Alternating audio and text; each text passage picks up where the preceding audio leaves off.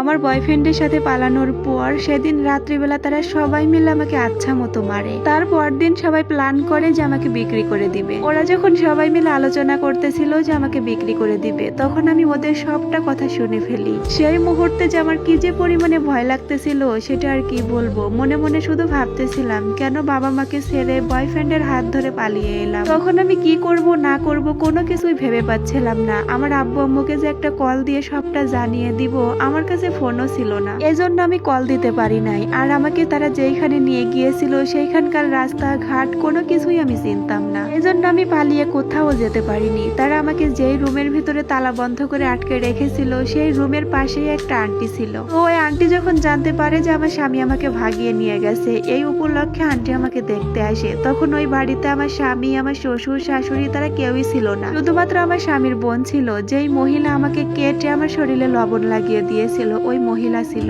আল্লাহর কি যে রহমত, ওই আন্টিটা যখন আমাকে ঘরের মধ্যে দেখতে আসে তখন আমার ননদ কি যেন একটা কাজে ঘরের বাহিরে গিয়েছিল। সেই ফাঁকে ওই আন্টিটা আমাকে বলে যে তুমি এখানে কেন আসছো মা? ওরা তো মানুষ হিসাবে খুবই খারাপ, ওরা ভালো মানুষ না। তোমাকে নিয়ে আসার আগে ওরা আরো একটা মেয়ে নিয়ে আসছিল, সেই মেয়েটা তো কোনো মতে এখান থেকে পালিয়ে যায়, সেজন্য ওরা আর ওই মেয়েটার সাথে কোনো কিছুই করতে পারেনি। আন্টির মুখে এমন কথা শুনে আমি তখন অনেক ভয় পেয়ে গেলাম। তারপর আন্টিকে বললাম যে প্লিজ আন্টি আমাকে একটু সাহায্য করেন। এরপরে ওই আন্টির কাছ থেকে ফোন নিয়ে আমার আব্বুকে ফোন দিছি। তারপরে সবটা কথা আমার আব্বুকে জানিয়ে দিয়েছি। আমার আব্বু তখন আমাকে একটা বুদ্ধি দেয়, বলে যে আমরা যতক্ষণ পর্যন্ত তোমার কাছে না পৌঁছাই তুমি ততক্ষণ পর্যন্ত একটা রুমে গিয়ে লুকিয়ে থাকো। তুমি আগে কারোর রুমে চলে যাও, নিজেকে আগে ওইখান থেকে বাঁচাও। তুমি যদি ওইখানে থাকো তাহলে কিন্তু তোমাকে ওরা বিক্রি করে দিতে পারে। তখন আমি আব্বুকে বললাম যে আচ্ছা ঠিক আছে, দেখি কি করা যায়। এই বলতে বলতে আমার ননদ যখন রুমে চলে আসে তখন আমি তাড়াহুড়ো করে আন্টির ফোন আন্টিকে দিয়ে দিলাম। তারপরে সেই আন্টিটা তার রুমে চলে যায়। এরপরে আমার ননদ আমাকে সন্দেহ করে, তার ভাইকে ফোন দিয়ে সবটা সে বলে দেয়।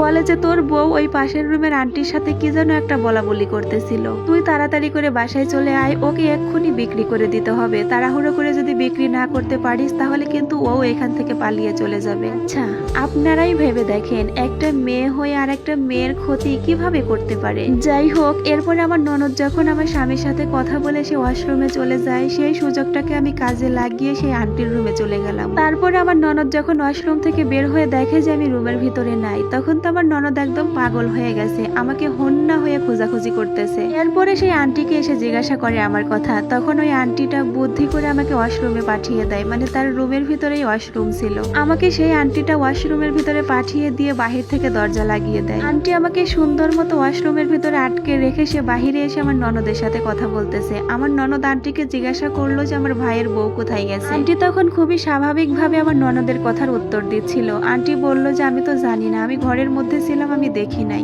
আর তোমার ভাইয়ের বউ কোথায় গেছে না গেছে সেটা আমি কি করে জানবো? তখন আমার ননদ বলে যে আমি জানি, আপনি কোথাও না কোথাও আমার ভাইয়ের বউকে লুকিয়ে রাখছেন, কারণ আমি এর আগে দেখেছি আপনি আমার ভাইয়ের বউয়ের সাথে কি যেন বলাবলি করতেছিলেন। আমি যখনই রুমের ভিতরে গেলাম তখনই আপনি বাহিরে চলে আসলেন। এরপরে সেই আন্টিটা আমার ননদের উপরে রেগে যায়। সে বলে যে তোমার ভাইয়ের বউকে আমি কি কারণে সরাবো? আমার কি অতই ঠেকা পড়ে গেছে নাকি? তোমার ভাইয়ের বউকে বিক্রি করে দিয়ে তোমরাই পাচার করে দিছো, এখন আবার আমার দোষ দিচ্ছ, তাই না? তুমি এখানে দাঁড়িয়ে বেশি গলাবাজি করো না, আমি জানি না যে তোমার ভাইয়ের বউ কোথায় গেছে। তুমি অযথা আমার সাথে তর্ক না করে আমার রুমের সামনে থেকে চলে যাও। ওই আন্টিটা যখন রেগে গিয়ে আমার ননদের সাথে এভাবে কথা বললো তখন আমার ননদ তার রুমে চলে আসে। এইদিকে তখন আমার আব্বু সেই আন্টিটার সাথে যোগাযোগ করতেছিল, কারণ আন্টির ফোন দিয়েই তো আমার আব্বুকে ফোন দিয়ে সবটা জানিয়ে দিয়েছি। আমি যখনই আমার আব্বুকে ফোন দিয়ে সবটা জানিয়েছি তখনই আমার আব্বু পুলিশ নিয়ে রওনা দিয়েছে। ওইদিকে তো আমার ননদরা সারা বাড়ি আমাকে খুঁজে বেড়াচ্ছে। আমাকে যখন তারা কোথাও খুঁজে না পায় তখন তো তারা অনেক ভয় পেয়ে গিয়েছিল। তারা ভেবেছিল যে আমি হয়তোবা সেইখান থেকে পালিয়ে গিয়েছি, আর আমি যদি একবার পালিয়ে যাই তাহলে যদি পুলিশ নিয়ে তাদের সবাইকে ধরিয়ে দেয়,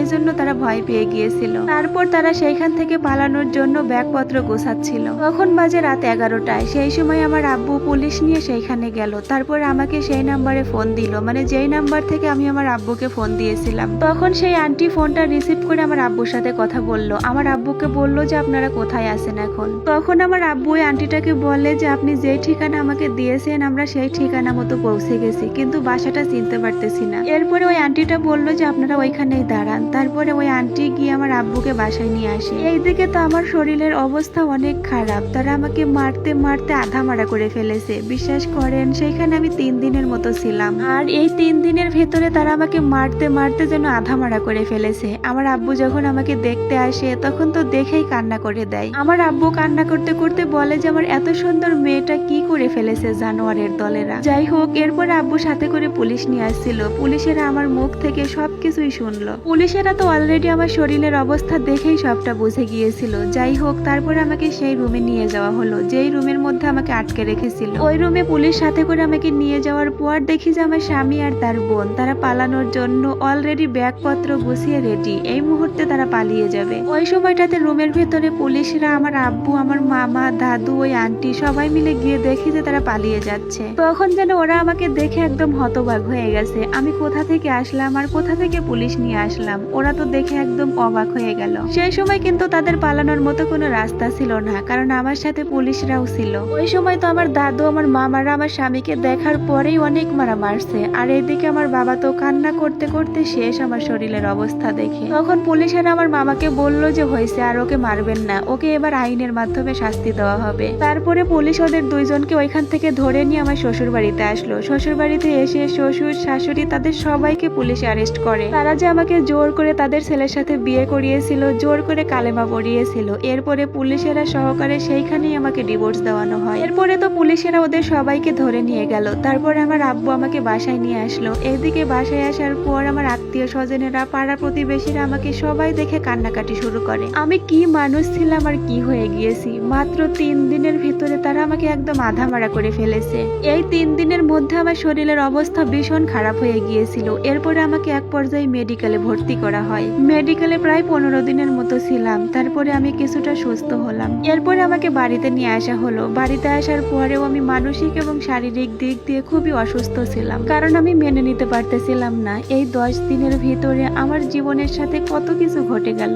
ওই ছেলের সাথে আমার মোট 10 দিনের সম্পর্ক ছিল। এই 10 দিন তার সাথে রিলেশন করে আমি বাড়ি থেকে পালিয়ে গিয়েছিলাম। আর তার সাথে পালানোর পর সেখানে আমি 3 দিন ছিলাম। এই মোট 13 দিনেই আমার জীবনটা শেষ করে দিয়েছে। তো যাই হোক, সেইখান থেকে আসার পর আমি আস্তে আস্তে কিছুটা সুস্থ হলাম। তারপরে আমার এসএসসি পরীক্ষা আসলো। এসএসসি পরীক্ষাটা দিলাম। আল্লাহর অশেষ রহমতে ভালো রেজাল্ট নিয়ে পাশ করলাম। এখন আমি বর্তমান ইন্টার ফার্স্ট ইয়ারে পড়ি। এখন আমি আলহামদুলিল্লাহ আল্লাহ তাআলার অশেষ রহমতে অনেক ভালো আছি। তো আপনাদের সকলের সাথে আমার এই স্টোরিটা শেয়ার করার একটা মাত্র কারণ, যেই ভুল কাজটা আমি করেছি আপনারা কেউই সেই ভুল করবেন না। মাত্র 10 দিনের সম্পর্ক ছিল তার সাথে আমার। ভুল করে আবেগের বয়সে তাকে বিশ্বাস করে আমি ভুল করেছি। মাত্র 10 দিন রিলেশন করে তার সাথে পালিয়ে গেলাম। পালিয়ে যাওয়ার পর তারা আমার সাথে যা যা করলো সেটা তো আমি কখনো কল্পনাও করতে পারি নাই। তো সকল আপুদেরকে বলতে চাই যে আমার মতো ভুল তোমরা কেউই করবে না। যে কোনো পদক্ষেপ নেওয়ার আগে অন্তত 100 বার ভেবে দেখবা। আর আমি মনে করি যে রিলেশন করে বিয়ে না করাই ভালো। পরিবার থেকে যেখানে বিয়ে দিবে মেয়েরা সেইখানেই বেশি সুখে থাকে। আর সবার উদ্দেশ্য আমার আরো একটা মেসেজ থাকবে,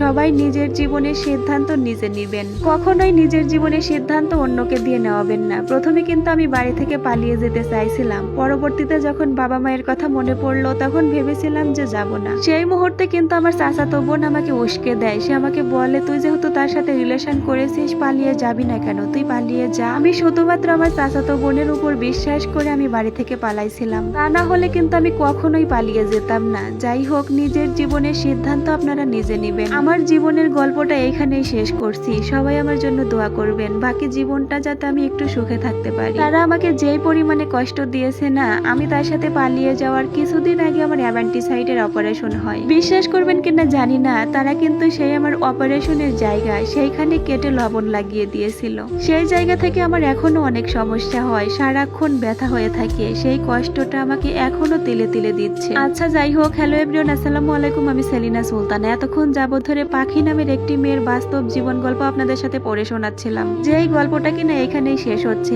এই গল্পের কিন্তু আরো 2টা পার্ট আপলোড করা হয়েছে। আমি কমেন্ট বক্সে লিংক দিয়ে দিব, চাইলে আপনারা দেখে আসতে পারেন। আর আপনাদের কাছে যদি এই ভিডিওটা দেখে শিক্ষণীয় কিছু হয়ে থাকে তাহলে অবশ্যই একটা শেয়ার করে দিবেন। আল্লাহ হাফেজ।